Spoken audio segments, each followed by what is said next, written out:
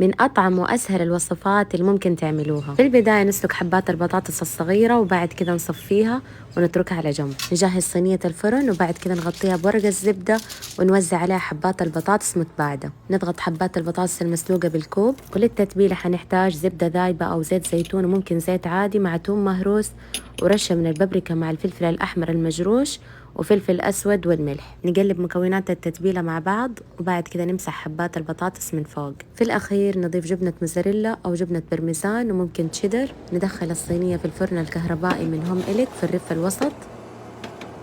نضغط على زر التشغيل وبعد كده نضبط درجة الحرارة، خليتها على 200 ونضبط الوقت تقريبا 8 دقايق وتكون جاهزة معانا. والصوص التغميس حنحتاج كاتشب وخردل ومايونيز وصلصة حارة. نقلبهم مع بعض ونتركهم على جنب. وبكذا يكون خلصنا وصفتنا. ضروري تجربوها، مرة سهلة ومرة لذيذة وبالعافية.